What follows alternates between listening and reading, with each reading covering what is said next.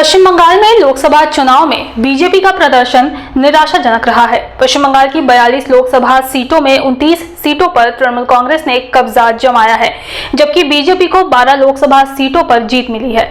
इस तरह से देखा जाए तो वर्ष 2019 की तुलना में इस बार तृणमूल कांग्रेस को 7 सीटों का फायदा हुआ है और बीजेपी को 7 सीटों का नुकसान उठाना पड़ा है।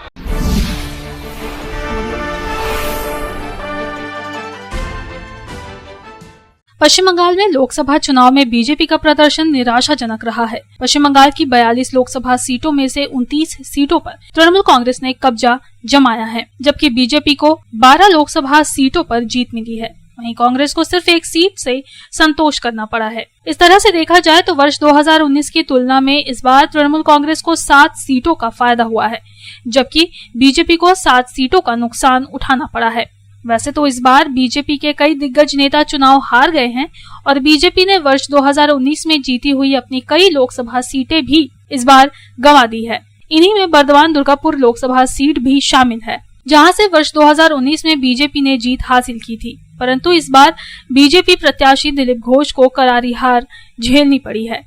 बीजेपी के पूर्व प्रदेश अध्यक्ष एवं दिग्गज नेता दिलीप घोष की हार को लेकर कई तरह की अटकलें लगाई जा रही हैं। एक तरफ जहां बीजेपी नेतृत्व दिलीप घोष के हार के कारण तलाशने में जुटा है, वहीं लोकसभा चुनाव के नतीजे का विश्लेषण करने से पता चलता है कि बर्दवान दुर्गापुर लोकसभा के अंतर्गत 7 विधानसभा क्षेत्र आते हैं।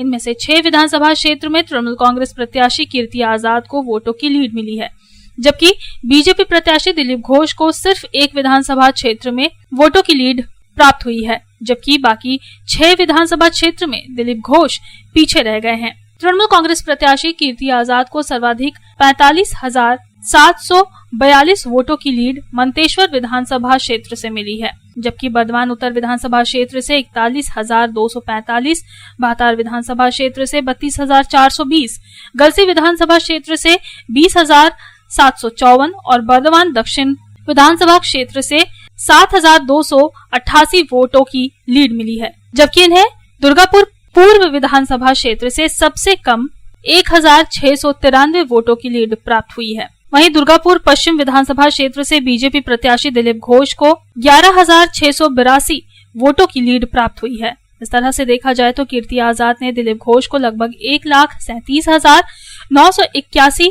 वोटों की भारी अंतर से पराजित किया है। बीजेपी के दिग्गज नेता दिलीप घोष इस तरह से पूर्व क्रिकेटर एवं वर्ष 1983 में वर्ल्ड कप जीतने वाली भारतीय टीम का हिस्सा रहे कीर्ति आजाद की गूगली में फंस जाएंगे, इसका अंदाजा शायद किसी को नहीं था। दिलीप घोष की हार के पीछे कई कारण बताए जा रहे हैं। इनमें सबसे बड़ी वजह दिलीप घोष का लोकसभा क्षेत्र बदले जाने को माना जा रहा है।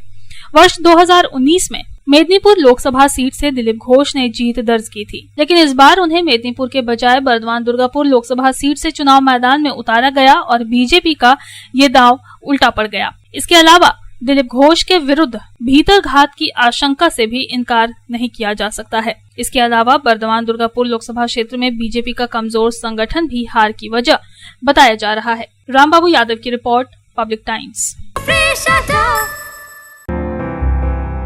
বাছাই করা গম থেকে তৈরি স্বাদ ও গন্ধে মনের পছন্দে मनपसंद चाक्की फ्रेश आटा मनपसंद।